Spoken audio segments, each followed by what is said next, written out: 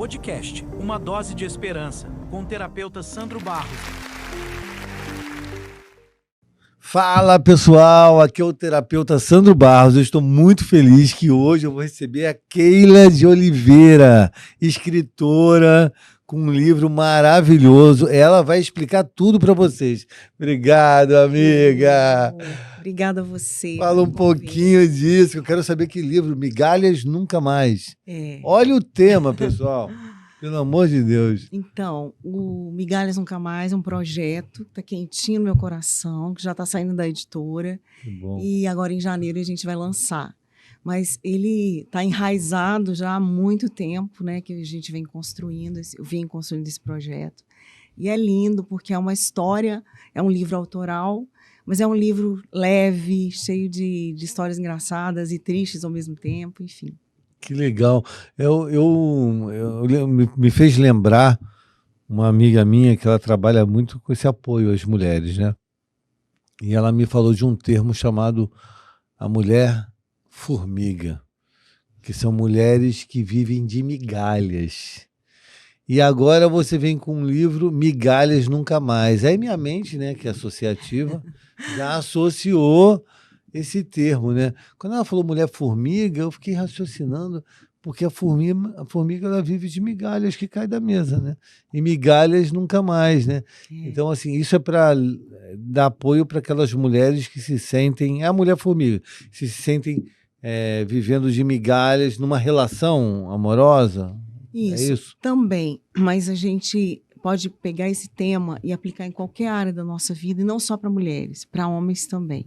Porque nós nos submetemos, às vezes, a situações que a gente nunca deveria sequer ter cogitado e nem admitido. Sim. E muitas vezes a gente vai parar nesses lugares de migalhas.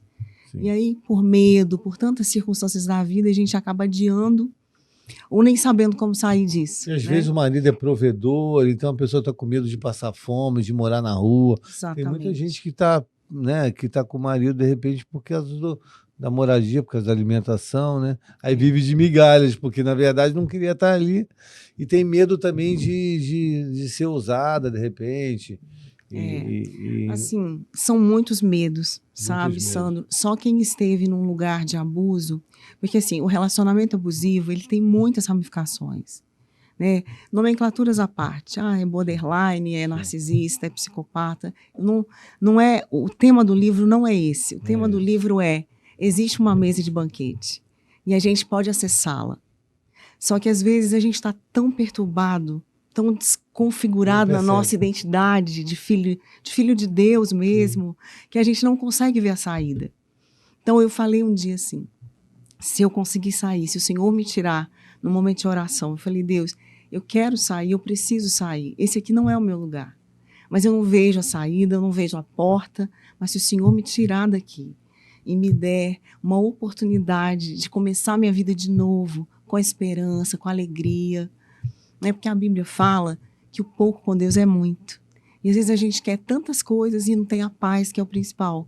E eu falei, Deus, se o Senhor me ajudar e eu sair daqui, eu te prometo que eu não vou sentar no sofá para comer pipoca e assistir Netflix. Eu vou ajudar todas as mulheres e homens também. E está vivendo a missão, né? E eu estou começando a viver a missão, já estou um pouco assustada, porque meu telefone não para. E eu já ajudei centenas de mulheres nesse período curto. O livro ainda nem saiu, mas eu comecei a divulgar a mentoria, eu criei uma mentoria. Você é mentora, que legal. O meu livro ele tem 13 capítulos, então eu criei pilares de uma mentoria muito autoral. Então eu personalizo a mentoria. Sabe? Porque as mulheres elas chegam muito quebradas para mim, sabe? Tem um pilar espiritual, deve ter, né? Com certeza. Pilar emocional. Sim, o que acontece? Olha, o projeto não é só a minha mentoria Migalhas Nunca Mais. Sim. Ele abrange a parte jurídica, que eu tenho advogados comigo, tenho psicólogos junto comigo, e também a Lê Carvalho, que é uma terapeuta holística que trabalha com banhos. Banhos que trazem cura, Então, assim, é maravilhoso. Como que funciona esse banho? É um banho quentinho? É Coloca terapêutico, com os produtos naturais que ela desenvolve. cada um faz isso na sua casa, Na sua casa. direcionado por Isso. você. Então, por exemplo, a pessoa entra para a mentoria do Migalhas Nunca Mais. Ela Sim. vai ter um leque de cobertura. Se ela está precisando de uma assessoria jurídica, se ela está precisando de uma psicóloga para canalizar com ela, né, uma terapia mais direta, se ela está precisando realmente se limpar, se liberar, porque tudo é energia. Sim. E a pessoa está tão desconfigurada dentro de uma relação abusiva. Desconfigurada. Você falou tudo, essa palavra... Desconfigurada, porque eu falo sobre a identidade original nossa, que é a imagem e semelhança de Deus, no meu livro. E o que o relacionamento abusivo ele faz com você? Ele tira de você, ele te despersonaliza. É como se você acordasse todos os dias, Sandro, dentro de uma persona inadequada.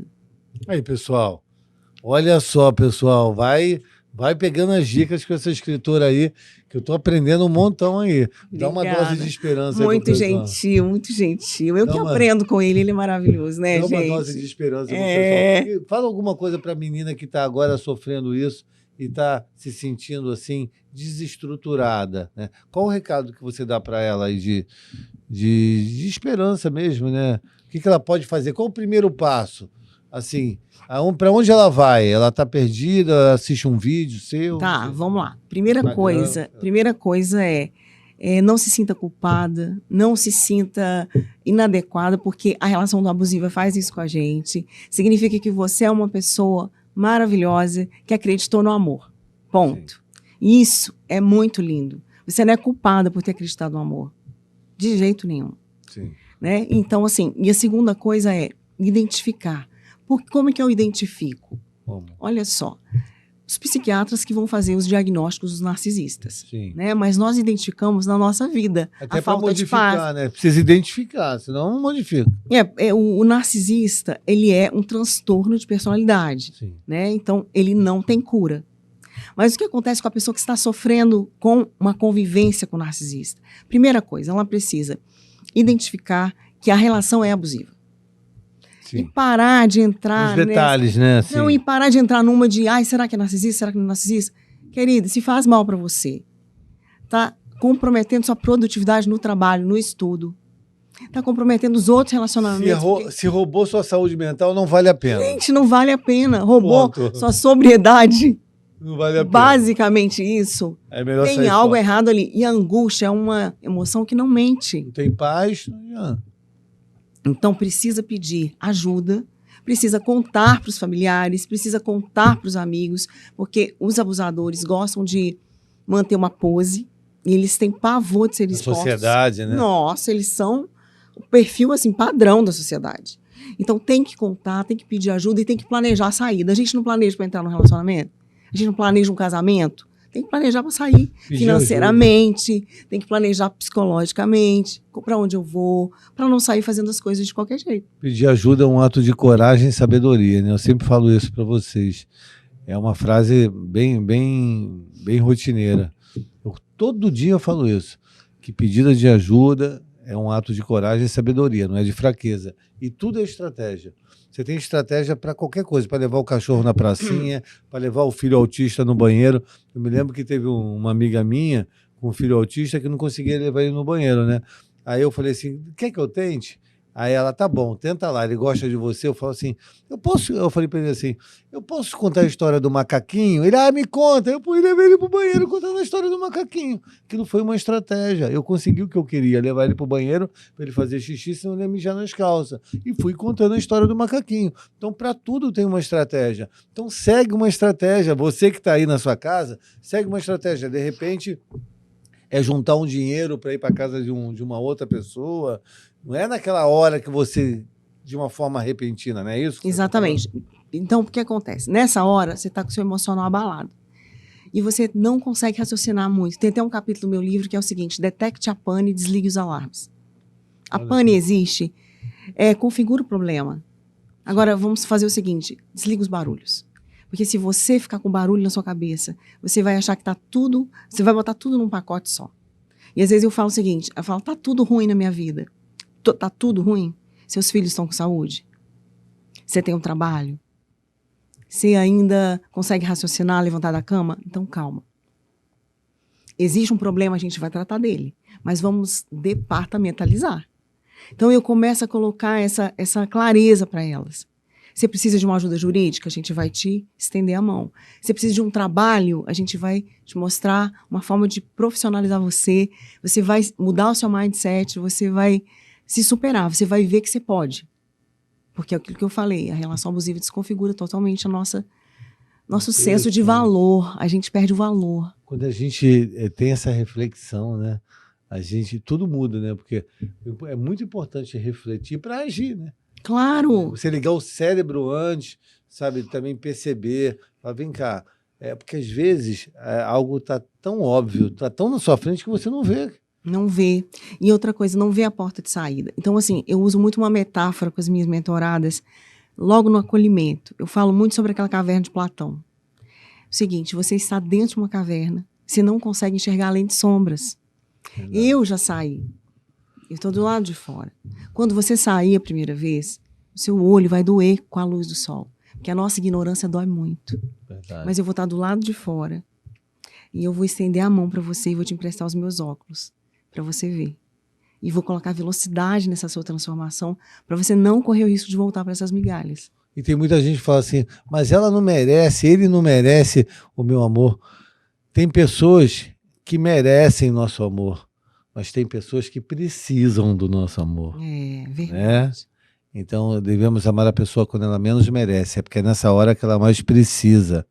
Né? Nós precisamos esticar a mão para essas pessoas. É o que eu faço, né? Resgate. Exatamente. E Sandro, sabe de uma coisa? As pessoas que nunca viveram isso julgam tanto. Como que se ficou tanto tempo numa relação abusiva porque estava gostando? Por que não saiu antes? Gente, não é simples sair de uma relação abusiva. Como você termina um relacionamento normal. Não é. Você tem reflexos terríveis, traumas terríveis na sua mente. São fraturas emocionais, né? Exatamente. Quando a pessoa quebra a perna, ela engessa a perna. Mas ninguém engessa a cabeça quando tem uma fratura emocional, sabe assim? Uma fratura cognitiva, então... E eu olho, assim, eu nunca fiquei tantos dias sem almoçar como eu tenho ficado esses dias, porque é tanta demanda, é tanta mulher, que eu falo, eu vou deixar de almoçar, depois eu como, porque eu preciso acolher. E às vezes eu fiz uma live outro dia, quando ela terminou já era madrugada, 1h30 da manhã, a gente falou muito sobre esse tema, entrou muita gente, e quando eu desliguei a live, chegou uma mensagem no meu telefone de uma pessoa que já tinha entrado para a mentoria. E ela falou, desculpa a hora, mas eu estou destruída. Uma menina linda, parecendo uma modelo, lá de Itajaí. Ela falou, eu peguei ele hoje no restaurante que eu gosto, eu vi ele com uma outra mulher, puxando a cadeira para ela sentar. E eu acho que quando ele chegar aqui, eu vou fazer vou cometer uma loucura. Eu liguei para ela na hora, era 2h30 da manhã já, quando a gente terminou de falar.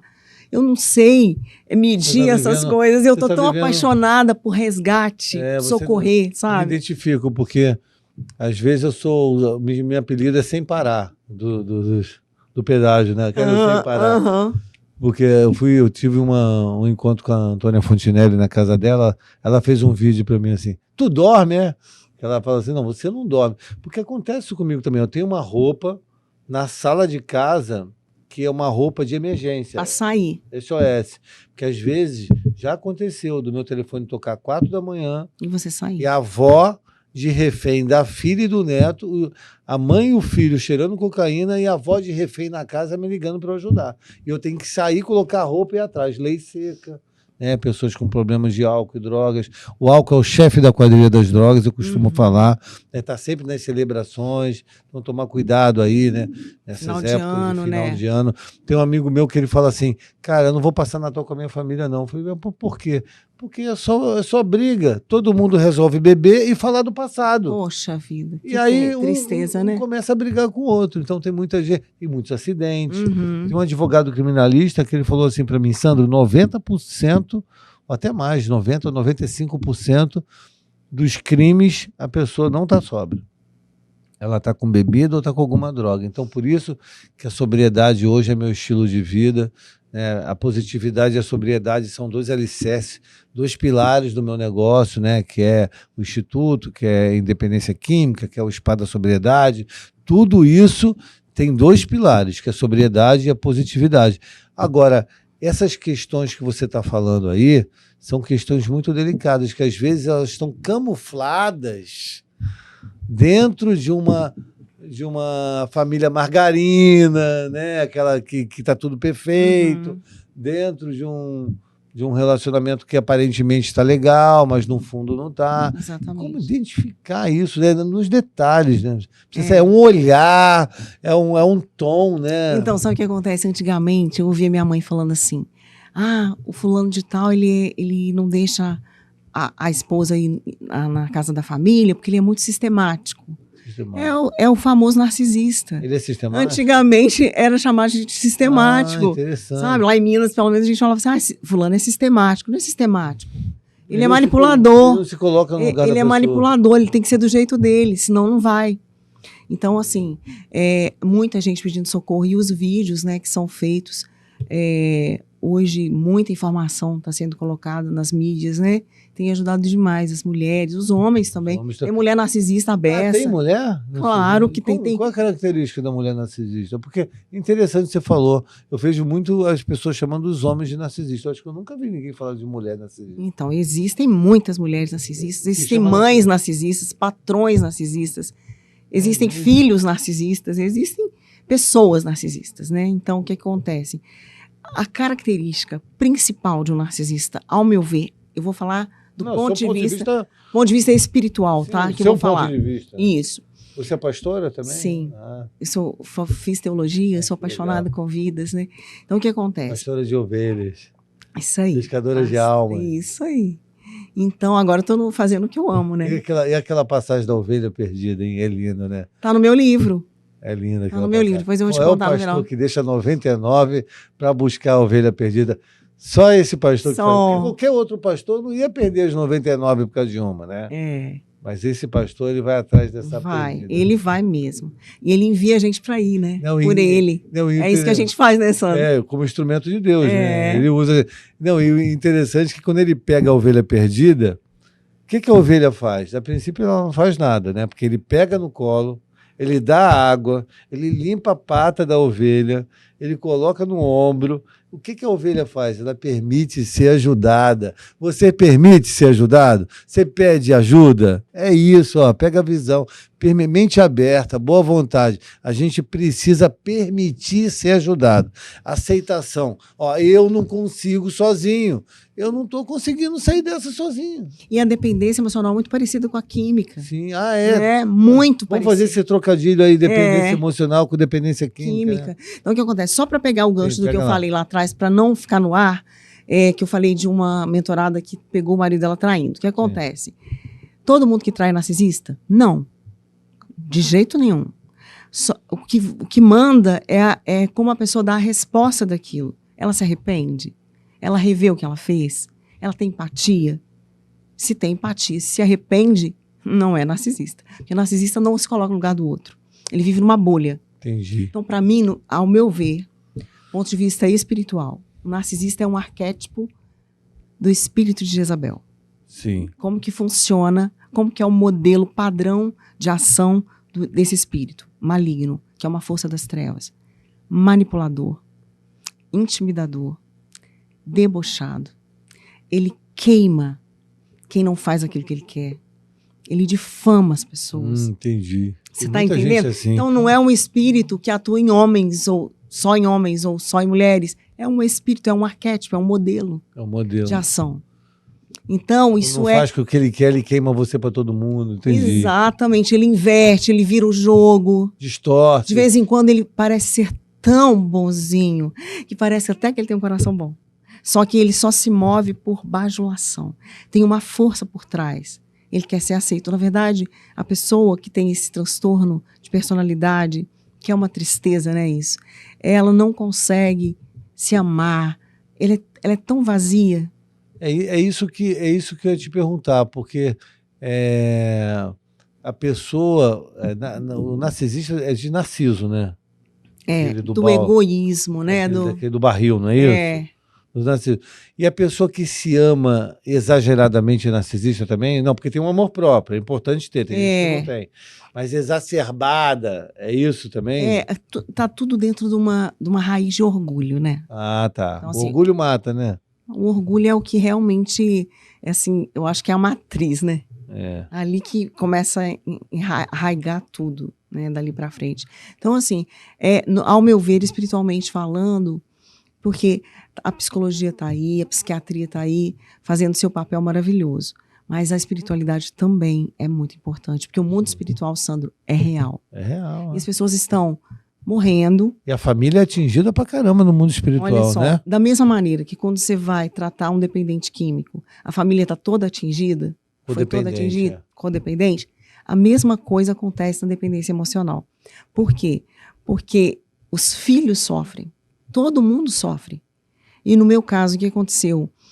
Os meus filhos, que já eram adolescentes para adultos, não suportavam me ver dentro daquela situação. Eu queria saber de você também. Conta a sua história também, Conto. porque a nossa dor tem muita intimidade com o nosso propósito. Nosso propósito. Então, quer dizer, eu vivi nas drogas, sofri, né, 20 anos, hoje eu estou 13 anos sóbrio e virei um terapeuta porque a minha dor me deu, né, essa ligação com o meu propósito. E você também teve isso, então você viveu isso. Conta um pouco da sua dor para a pessoa entender, né, por que que você... Por que eu criei esse projeto, né? Fala seu Instagram também para o pessoal. Porque... Keila Deoli, @ Keila Deoli. O que acontece? Eu sofri muito com greve de silêncio, com essa tortura psicológica que o abusador, ele te coloca de castigo, ele te adestra. Eu acho que como você não deve fazer nem com um animalzinho, ele faz com uma pessoa. Ele te pune quando você não faz o que ele quer. E o que ele quer pode ser simplesmente tirar um sapato que está na porta. Sim. Então eu era punida. E eu tinha muito receio de brigas e de confusão. Eu ficava sempre quieta. Eu nunca levantei a voz. Eu assumi uma postura tão subserviente no meu... Submissa, no caso, né? Submissa seria legal. Eu fui subserviente mesmo. É pior do que pior. Terrível. Tenho vergonha até. Porque ser abusado, Sandro, é errado. Aceitar o abuso é errado também. Porque nós somos imagem e semelhança de Deus. Ninguém tem que ser capacho de ninguém. Aí eu tinha medos, como todas as pessoas que estão na relação abusiva ou numa relação... Permitiu, tá? Muita coisa. Permitiu. Então eu evitava. Às vezes meu filho chegava, você está chorando por quê, mãe? Ah, filho, estava ouvindo um louvor. Mãe, você está chorando nessa hora da manhã? Fala o que aconteceu. Então, assim, era um pisar em ovos, sabe? Então era muito difícil, era muito delicado. Tinha momentos bons? Claro. As pessoas não entendem isso. Tem momentos bons e momentos ruins. Tem momentos bons e momentos ruins. Por isso que é um relacionamento. Por isso que é tão difícil de sair, Por isso que é difícil sair, te confunde. Se fosse um momento ruim, era mais fácil sair, pô. Sandro, no meu livro tem um capítulo que é paredes rachadas, as paredes ruindo. E teve horas que as minhas paredes estavam ruindo e eu queria tapar, protegendo ele, a imagem dele. Não, eu acho que eu que sou errada, eu acho que eu que sou culpada. Você fica tão confusa. Você leva pra você, né? Você fala, não, mas ele é bom nisso, ele é bom naquilo. É claro que ele tem que ser bom em alguma coisa. Se ele não fosse bom em alguma coisa, você nem entraria na relação. Então, o meu casamento, ele terminou com uma violência física, não em mim. Mas, a partir de uma violência verbal, para mim, o meu filho ouviu. E ele se irritou muito naquela hora e foi muito difícil. Foi um dos momentos mais difíceis da minha vida. Eu queria proteger a mãe. Isso, e aí no fritar dos ovos, ele saiu com o nariz quebrado, ensanguentado. E naquela hora ali, a minha ficha caiu de que eu estava abusando dos meus filhos. A partir da minha aceitação do abuso, porque uma coisa é o seguinte... Você resolveu acabar com sua vida nas drogas, por exemplo. É um direito. A pessoa não deveria, porque a vida é um bem maior de Deus para nós. É um presente, né? Mas você resolveu acabar com sua vida, quem vai poder te impedir se você não aceitar ajuda? Agora, acabar com a vida dos outros também? Era o que eu estava fazendo. Minha filha entrou no meu quarto uma vez, eu estava chorando. Mas você prejudicou a vida dos outros à sua volta... Sem ter essa consciência, né? Sem ter essa consciência. Mas eu também nas drogas. Nunca passou pela minha cabeça que eu estava fazendo minha mãe sofrer. Eu achava que era eu e a droga tinha um lado bom no início do consumo, depois vinha o lado, né, ninguém se vicia em óleo de fígado, né, cara? Não é verdade? Então, assim, a droga liberava dopamina, serotonina. Aí você se vicia, não usa, não experimenta. Essa é a minha dica. E você sabe uma frase que a pessoa que pratica o abuso, ela fala muito? A nossa vida é ruim porque você conta tudo pra todo mundo. Se você não contar, você pira.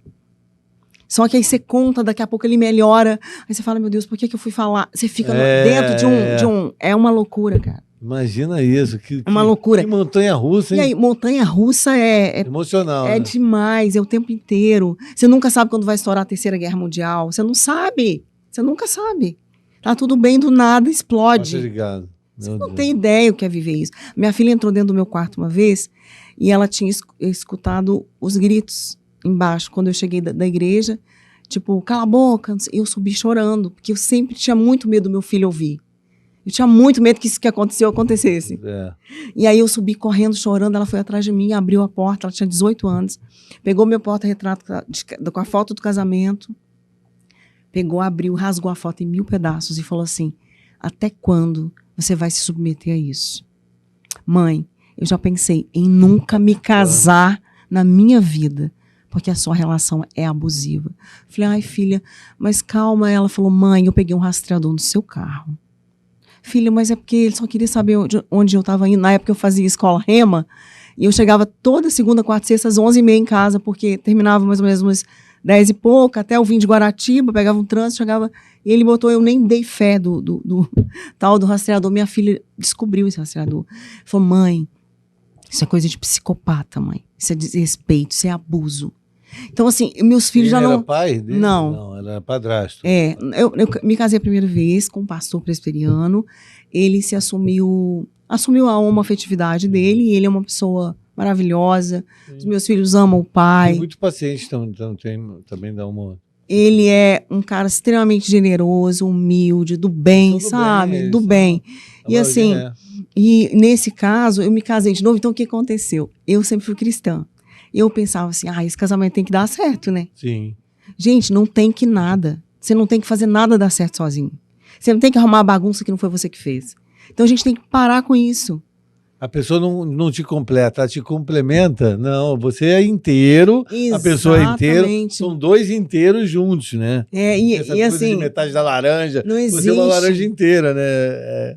E assim, eu amo a minha mãe, porque minha mãe, sim, ela tem uma cabeça maravilhosa. E aí, a segunda vez que eu casei, alguém da minha família falou, a Keila casou de novo, tomara que agora dê certo. Ela falou assim, se não der certo, dá errado, tá bom do mesmo jeito. O importante é ela estar bem. E assim, a primeira vez que eu me separei, eu falei, mãe, a senhora falou que se eu casasse eu não podia me separar, porque a gente sempre foi presbiteriano, né, cristão. Ela falou, eu falei isso? Falei, falou. Ela falou, tá desfalado, pode separar. Então, assim, minha mãe é muito resolvida. Ela fala o seguinte, ninguém tem que morrer para levantar a bandeira de uma aliança. E muitas pessoas me escrevem, Sandra, e falam assim, e quando o abusador é um pastor? E quando o narcisista está no púlpito? Às vezes o abusador é o próprio pai, né? Exatamente. Pessoas, a Joyce Maia foi abusada pelo pai, sim, né? Muitos anos. Caraca, é maravilhoso. Então, o que eu fiz com isso? Eu perdoei no dia que aconteceu. Porque eu não negocio perdão. É para eu não ficar presa. É para eu ficar livre. Para você ficar na paz, né? Então, eu perdoei no dia. Não é para você, não é para o outro. Né? No dia que eu fui com meu filho dirigindo, e ele todo ensanguentado do meu lado, que o nariz dele sangrava e ele chorava, e ele falou assim, mãe, eu posso até perder minha vida, mas eu tiro você disso. Gente, essa frase para mim eu nunca vou esquecer. E aí, eu cheguei lá no Lourenço Jorge com ele. Ele não tinha plano de saúde nessa época, a gente não tinha. Cheguei lá, eu fiquei aguardando. Foi 10 horas da manhã, a gente só conseguiu chegar em casa, às 8 horas da noite. E ali, passou um filme na minha cabeça. Que eu só vi sangue sair da boca do meu filho quando ele era pequenininho, que o fogão virou em cima dele. E agora, por minha causa, por causa de um abuso que eu tolerei... Você se culpou também. Eu falei, não, chega, basta, acabou. A mãe leva uma autoculpa, né? Falei, o que eu tô fazendo com os meus filhos? E como ele era policial, ele poderia, no momento de ímpeto... Não estou dizendo que ele não era uma pessoa violenta, sim, mas naquele dia ele foi. Entendeu? Então, assim, poderia ter acontecido uma tragédia. Ele usava droga, alguma coisa? Não, de jeito nenhum. Mas interessante a sua filha falar assim, Até quando, né, mãe? É a pergunta que eu faço para você aí. Até quando você vai ficar nessa vida migalhas. sem tomar uma decisão de fato, né? O sucesso é uma decisão. Até quando você vai ficar procrastinando, se iludindo? Às vezes a pessoa está com uma relação, ele não quer mais ter essa relação, mas ela não enfrenta isso, né? Exatamente. Então, assim, aí veio todo esse contexto, aí eu voltei. Então, eu ensino isso no meu livro. Eu falei, bom, eu tenho que ter uma estratégia agora, porque eu vou me divorciar, mas eu não quero mais guerra. Coloquei meu filho na casa do meu irmão, liguei para minha filha, prepara as malas dele. Aí ela preparou o violão. Quando eu cheguei na porta de casa, era 8 horas da noite. As 2 malinhas dele, o violão estava ali. Era noite do lado de fora e era noite dentro, né? Porque eu ia voltar para aquela casa, mas meu filho não ia poder voltar mais comigo. E aí... Isso que te inspirou a escrever o livro? Foi. Aí eu entrei e falei com ele, com todo respeito, falei, olha, por favor, me dá uns dias, eu não tenho condição de conversar com você, você pode dormir no outro quarto, a gente conversa daqui uma semana, 10 dias. Sim. Ele aceitou, numa boa, a gente conversou depois e aí divorciamos. Mas foram 47 dias até esse dia. Entendeu, Sandro? Então, nesse momento, eu busquei orientações, oração, eu não tinha para onde ir, eu não sabia onde eu ia morar, eu estava sem grana, porque a relação abusiva tem outra coisa que ela faz com você, ela baixa a sua produtividade. Você já não quer fazer nada, né? Eu não tinha força, eu trabalhava com representação comercial, e eu pensava assim, gente, como é que eu vou fazer? No momento que eu mais preciso de dinheiro, eu não estou conseguindo produzir. Então, na minha saída, no dia que eu saí, que eu tive que ir à DEAN fazer uma denúncia, porque eu fui ameaçada de não conseguir tirar as minhas coisas, e eu não queria ter ido, mas eu fui porque eu não tinha outra coisa para fazer. Eu não podia envolver meus irmãos, eu não podia envolver mais ninguém, já tinha saído alguém ensanguentado de casa. Aí eu fui. Quando eu saí da delegacia, que eu bati a chave no meu carro, nesse dia eu estava esperando a mulher comprar a minha mesa, ela ia pagar a mesa para eu pagar o caminhão, porque eu não tinha condição. Eu estava esperando o dinheiro da mesa para pagar o caminhão. Quando eu bati a chave no meu carro, caiu um Pix de 6.380,18 centavos. Eu olhei assustada e falei, que dinheiro é esse? Era um Pix do Santander que estava me devolvendo de um consórcio que eu paguei há 13 anos atrás. Deus falou assim comigo, você não teve medo. Você confiou em mim.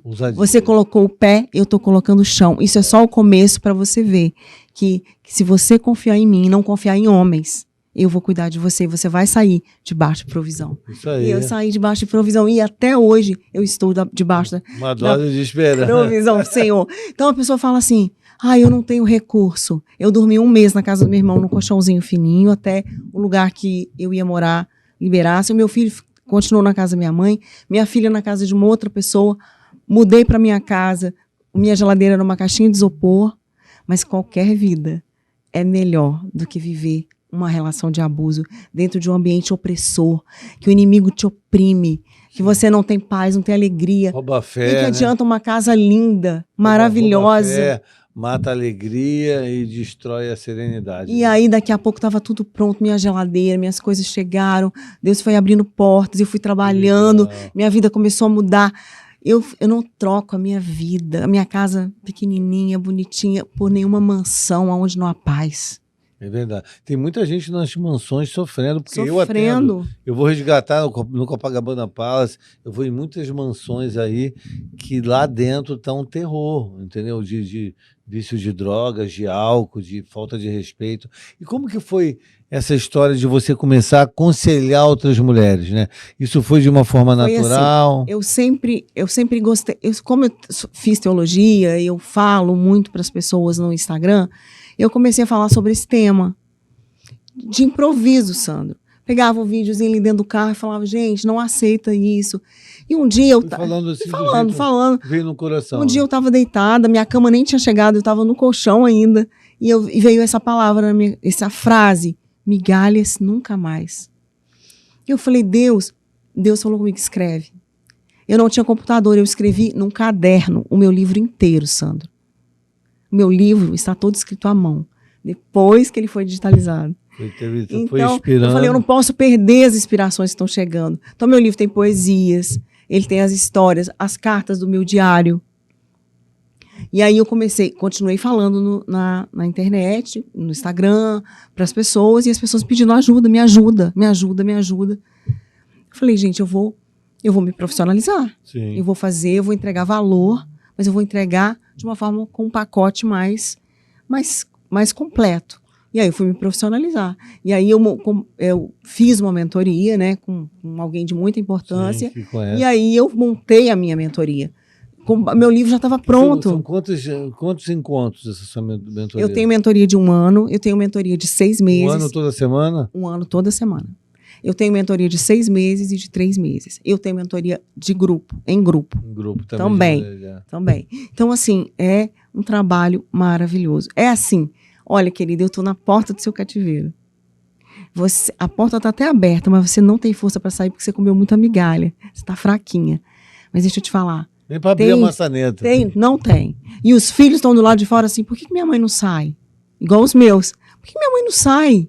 E a pessoa que está ouvindo isso, que está se identificando, como que ela começa? O primeiro passo aí, ela te acha onde? De repente ela está até com uma esperança de agir, de dar o primeiro passo, mas está com dificuldade. Mas assim, ela quer saber. Então, e aí? O que eu faço? Né? Ela me acha no meu Instagram, tem um link na bio que já fala diretamente com a minha equipe, comigo, com a minha equipe, no meu Instagram. Keila Deoli, com 2 L's, K. Com 2 L's. Isso. Aí ela pede ajuda ali, e aí você... Imediatamente já entra no WhatsApp, né, da minha equipe. Interessante que você falou agora, eu tenho uma palestra chamada Prevenção é a Melhor Solução, que eu fiz agora, fui para São Paulo, fiquei uma semana lá, fiz 2 palestras, fiz um podcast com o Dilson Stein, que é o maior descobridor de talentos do mundo na área da moda, descobriu Gisele Bündchen. Eu vi, eu te acompanhei, eu segui você lá. Da ONU. Foi uma Parabéns, semana maravilhoso, né? Foi uma semana muito diferente, assim, foi uma semana de chave de ouro de fim de ano, né? E aí, o que acontece? O Dilson gostou muito desse tema da minha palestra, né? Tanto que ele colocou como abertura, né? Muito legal. E aí eu palestrei para jovens de 12, 13 anos, para mães dos jovens, para tios, para a família no geral, e palestrei para crianças também. Eu tenho umas fotos com as crianças, tudo. Então, o público-alvo da palestra, né, porque às vezes eu vou palestrar para clínicas, que são pessoas que estão internadas, às vezes eu vou palestrar para famílias, para adolescentes. Os adolescentes gostam muito de mim, que eu faço, acho que eu preencho aquele lugar de paizão, sabe? Aquele paizão, surfista, tal. Né? Teve um dia que eu fui atender um garoto, aí a mãe tentou de tudo para atender o garoto estava sempre resistente. Aí ele aceitou.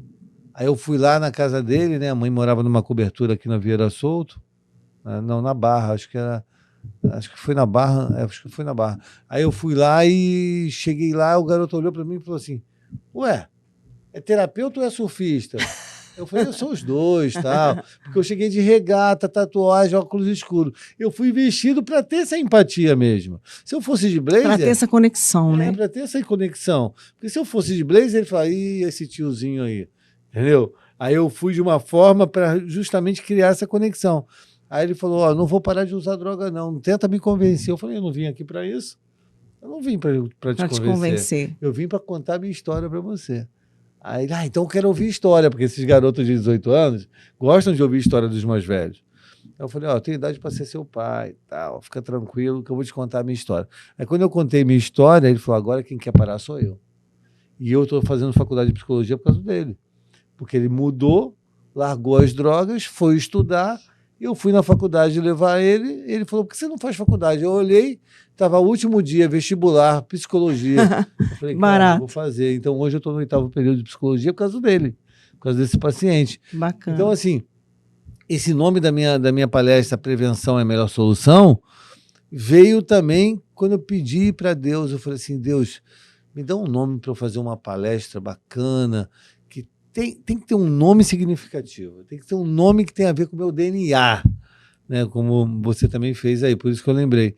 Aí eu vi um carro passando escrito assim, a prevenção é a melhor solução. Eu falei, cara, isso. É isso. O carro passou assim, eu peguei Sinal aquela de frase, Deus. E aí o nome da palestra é essa. E a prevenção é a melhor solução. Só que culturalmente no Brasil, nós não vemos isso, né? Assim, as pessoas... eu tenho um carro, eu preciso fazer ali a manutenção de 10 em 10 mil quilômetros para manter o carro funcionando. Se eu não faço a revisão, eu não faço a manutenção. E a Sim. prevenção é a melhor solução. Só que, no geral, o que eu vejo por aí é uma dificuldade, porque custa, né, fazer a prevenção, né? A prevenção custa você fazer uma terapia, você gastar dinheiro muitas vezes, Sim. antes do acidente. Sim. Então, muitas coisas acontecem para depois a pessoa agir, né? E você sabe o que é interessante, pegando o gancho nessa questão da prevenção? Eu trato muito disso no meu trabalho de forma geral. Nada externo a ti pode te fazer mal. Então, se você foi parar num relacionamento abusivo, é porque, de alguma forma, você foi alvo para isso. Por quê? Feridas abertas, não resolvidas, elas abrem lacunas que nos colocam na cara do gol pro predador.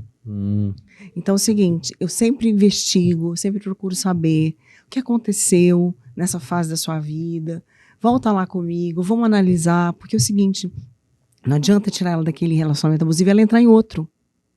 Porque vai entrar em outro. Por quê? Porque vai atrair aquilo. A ferida que não foi resolvida, ela atrai o quê? Os abutres. Aí sente o cheiro Isso do é sangue. seríssimo. E isso Sente é o muito. cheiro do sangue, né? Da selva é Exato, assim, né? isso é mundo espiritual, Sandro. O mundo espiritual é real. O mundo espiritual não está brincando, sabe por quê? O projeto do inferno é: vamos deixar filhos órfãos de mães vivas. Vamos deixar famílias desestruturadas por causa da dependência emocional. Você quer coisa mais patética que uma mulher que sabe trabalhar, bem-sucedida ou não, que faz o seu trabalho, que faz um bolo, que faz uma unha, chorando por causa de um homem abusador? E o filho olhando para aquilo? O que eu estava ensinando para os meus filhos? Desafeto, desrespeito, desamor. Não, Eu estava ensinando para eles. E aí, interessante que você está falando isso, me fez lembrar um outro aprendizado. Eu vi uma reportagem de uma mulher falando de 90 anos de idade, a mulher falando sobre dependência química. Mas ela falou com uma propriedade, com uma autoridade, que ela fez uma metáfora do marisco. Entre o mar e a rocha, quem sofre é o marisco, que está no meio do mar e da rocha. Você está vendo? Excelente, excelente colocação. Que foi o seu filho. O seu filho com o nariz quebrado era o marisco, porque ele via a briga sua com o padrasto. Ele entrou no meio para te defender. Engraçado que não era briga, mas era um clima hostil, era um clima pesado. E a gente ficava assim, ó, sem saber. Mas como que surgiu? Porque assim, o que acontece? Um desentendimento vira uma irritação. Uhum. Aí a irritação vira raiva. Isso. A raiva vira fúria. Isso aí. E vai progredindo. Muitas vezes começa com um copo fora do lugar. Você não viu aquela juíza que foi assassinada na frente de 2 filhos aqui na Barra? Pra você ver. Começou por causa de uma caneca fora do lugar. O meu foi o seguinte, eu esqueci uma panqueca no micro-ondas. Te falando, vai contar aí. Eu tinha feito uma panqueca de natural, integral. A gente descobre cada coisa. Uma panqueca integral. E ela estava dentro do micro-ondas porque eu fiz para ele levar pro plantão dele. E aí sobrou um pouco, eu falei com a menina que trabalhava lá em casa, faz uma batata solteira aí, uma salada, e vocês comem que eu não vou almoçar em casa, ele também não. Numa sexta-feira. E ela falou que não viu eu falando isso com ela. E eu não abri mais o bendito micro-ondas. No sábado a gente não precisou abrir o micro-ondas, domingo também não sei por quê. E aí na segunda-feira eu tinha deixado essa panqueca lá, na sexta. E aí você imagina como que ela devia estar. Aí ele falou, aí eu já estava saindo para ir trabalhar, na porta. Aí ele veio com a panqueca na mão. O que eu faço com isso aqui e tal? Super nervoso. Aí eu falei, joga fora igual eu joguei a sua marmita que você trouxe, né? Acabou sobrando. Aí ele me xingou de um nome que é idiota. Ele falou, isso é idiota. Sim. Aí eu voltei, porque ele nunca tinha me xingado. Eu tenho uma Maria da Penha até hoje por causa de idiota. A gente não pode aceitar, Sandro. Sim. Não pode aceitar desrespeito, xingamentos. Aí eu falei, como verbal, é que é? Você está me xingando de quê? Aí ele falou, isso mesmo, você é uma idiota. Eu falei, por favor, botei a moça, você quer fazer o favor de me respeitar? Porque eu nunca te desrespeitei. Você tem que ver a minha empregada contando isso na época. Keila, você é demais. Você falou, você quer fazer o favor de me respeitar? E ele falou, quer cair na porrada comigo? Meu filho, deixa o tamanho. Falou, como é que é? Veio voltando, porque meu filho estava indo de carona comigo pro trabalho. Eu ia deixar ele no shopping onde ele tinha o escritório. Ele não fala isso pro Mike Tyson. Aí eu custei para tirar meu filho de casa, levei, vambora. aplaquei a situação. Só que quando cheguei na porta do shopping, meu filho falou, mãe, esqueci a chave do escritório lá em casa. Falei, olha como é que eu vivia, tremendo. Eu falei, vou voltar. Você manobra o carro. Tremendo? Tremendo. Vou voltar. Você não desce do carro, Gabriel. Eu falei com ele. Eu vou descer e pego a chave. Fui lá pegar a chave. O Gabi ficou manobrando o carro ali. Quando eu escutei a gritaria, ele tinha pulado o portão e foi até o carro. E bateu no vidro. Falou que o Gabriel tinha entrado com pressa. E, enfim, o Gabriel, que isso? Aí tirou o Gabriel de dentro do carro. O Gabriel desceu. Aí, quando eu cheguei, já estava aquela confusão. Se você encostar na minha mãe, você vai ver o que eu faço. Eu falei, para. Quando eu vi, o Gabriel já estava com o nariz quebrado. Foi uma luta para tirar o Gabriel de lá. Ele armado. Repito, ele não era violento. Foi só esse dia. Né? Armado, mas aí foi a gota d'água, entendeu? Então, assim... Como a sua abordagem ajuda as mulheres, né? Abordagem divertida, descontraída, né? Você tem isso, eu né? faço uns vídeos, assim, que eu falo... Gente, é sério. Eu falo assim, é muito difícil ver ele com outra. É difícil aquilo que você decide que é. Escuta aqui, minha querida, ele é feio. Aí eu começo a brincar, porque, tipo assim, porque a dor delas é tão grande. Eu começo... Você dá uma descontraída. Aí eu falo, querida, o que você faz quando você se sentir insegura com a outra? Você faz o seguinte, você olha no espelho. Você não tem espelho na sua casa, não? Olha pra sua fuça. Essa mulher maravilhosa, nem defeito você tem. E eu brinco assim, entendeu? Tipo, querido, ele não tem lado, amor. Ele tem chulé, ele não sei o quê. Pelo amor de Deus, me ajuda aí. Esse lugar é de Deus. Não, realmente, em Deus, coloca o cara no lugar de Deus, entendeu? Então eu faço essas brincadeiras, eu acho que traz leveza, é meu jeito. Né? Eu sou mineira, tenho esse sotaque que todo mundo fala, caramba, tu é da onde? Você é de BH, né? Eu sou de Patinga. Patinga é perto? 286 quilômetros. Interior, né? Região leste de Minas, né? Patinga, Fabriciano. O que você diria, assim, para as mulheres, né, que é considerado mulheres formigas, né, que vivem nesse ciclo de migalhas emocionais, sendo alvo, né, dessas pessoas citadas aí? Qual o recado que você, né, daria para elas nesse momento? Porque várias vão assistir e vão se identificar com a sua história, né? Em primeiro lugar, acredite que tem vida fora disso. A vida não é esse lugar de migalhas. Tem muito mais, tem um banquete. Deus nos quer nessa mesa. Nós fomos criados para estar sentados à mesa. Segundo, chore, mas chore com esperança. Porque nós vamos sair disso aí. Só não vamos sair se você não quiser. Porque se você quiser me ouvir chegar aí, pode me acessar que eu vou até você e a gente vai te ajudar. A gente vai criar cursos para profissionalizar. Nós vamos liberar profissionais da área de psicologia, da área jurídica, e a gente vai te ajudar. Mas você precisa querer. Como? Não é problema seu. A gente vai te mostrar como. Porque eu quero, mas não sei como. Eu sei que você não sabe como. Por isso que eu estou aqui. É por isso que eu escrevi um livro que chama Migalhas Nunca Mais. É por isso que eu montei uma mentoria.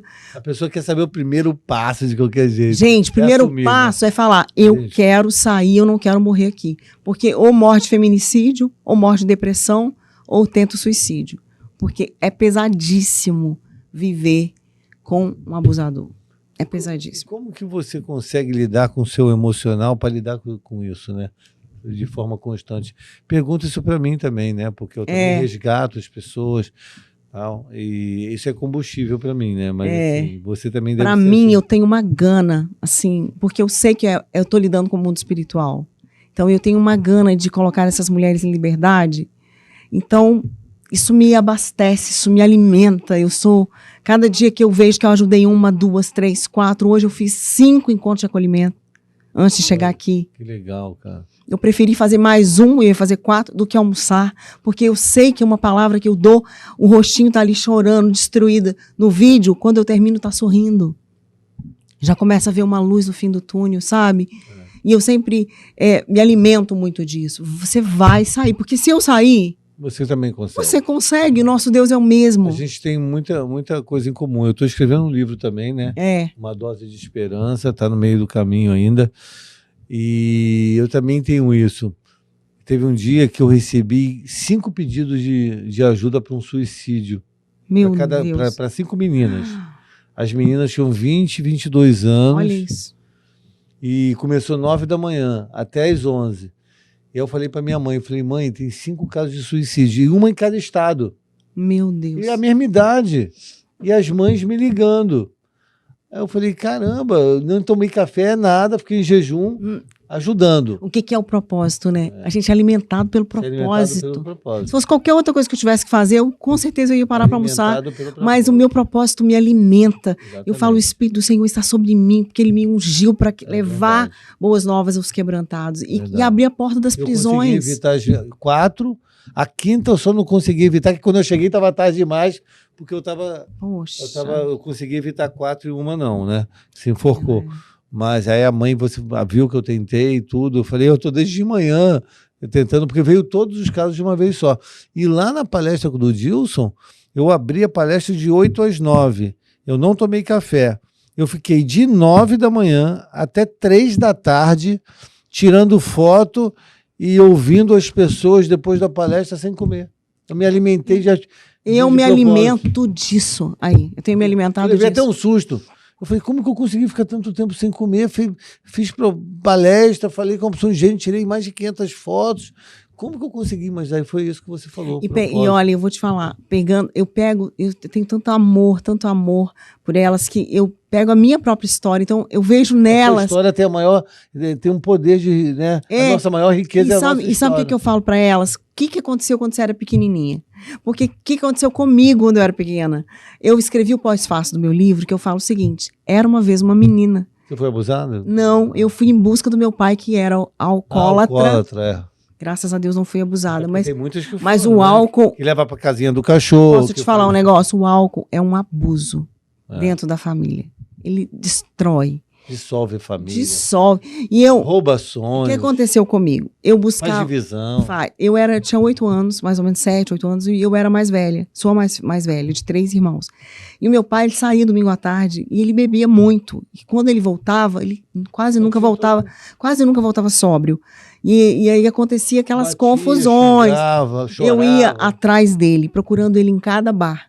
E eu descobri, escrevendo esse livro, que eu passei a minha vida inteira procurando meu pai. Olha só. E aí o Senhor me revelou isso. Então, por isso que eu falo com elas, o que aconteceu quando você era pequena? Porque a gente atrai um outro tipo de abuso, um abuso Sim. diferente, um abuso parecido. E aí, para estar num lugar de migalhas. Porque eu mendigava a presença do meu pai. Eu falava, meu pai tá aqui, meu pai tá ali. Não achava ele.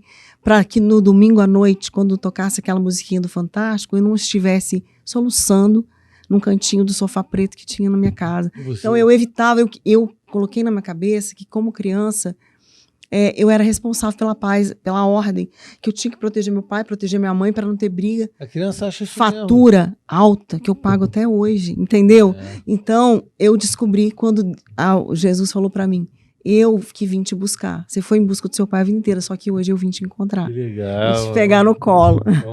Quais são os seus planos futuros aí? Nossa, são tantos, Sandro, são tantos. Esse projeto que está nascendo agora em 2024, dessa equipe, da equipe integrativa, né, desse corpo de pessoas, esse exército que a gente está levantando, de mulheres curadas para curar. Todas nós passamos por divórcio complicado, por abuso de alguma forma, todas da equipe. Então, assim, a minha advogada que fez o meu processo todo, ela faz parte da minha equipe, é cristã, uma mulher de Deus, comprometida, ela é doce, ela é mansa. Pra você ter ideia, esse foi outro milagre, ela não me cobrou o meu processo e ela nem me conhecia. Ela teve tanto amor pela minha causa, ela falou, vou fazer para você. Vamos resolver. Então, assim, tanto projeto que tem pro ano que vem, sabe? Retiros que a gente vai fazer, palestras que a gente vai Vou fazer. te ajudar também, a gente está junto nessa. Então, vamos embora. Vamos passar uma mensagem aí. Vamos embora. Que a gente também, eu acho que estourou o tempo. Estouramos o tempo. O Peterson sempre estoura o tempo, cara. Isso aí vai sempre acontecer, porque a gente está conversando aqui. A mensagem que eu quero passar para quem Passa hoje aí. está vivendo de migalhas e dói. Você vira de um lado, vira do outro, a dor te incomoda. É uma sensação de inadequação. Deixa eu te falar, você é amada por Deus. Sabe, quando você nasceu lá naquele hospital, naquele lugar que você nasceu, o Papai do Céu escutou seu primeiro chorinho e ele está escutando todos os seus choros, sua lágrima. É por isso que ele mandou eu vir te buscar. Eu vim te buscar. Vamos embora desse cativeiro, porque eu sei o endereço da mesa do banquete. Eu quero te levar para lá. Em nome de Jesus. Aí uma dose de esperança para você, hein? Um beijo, pessoal.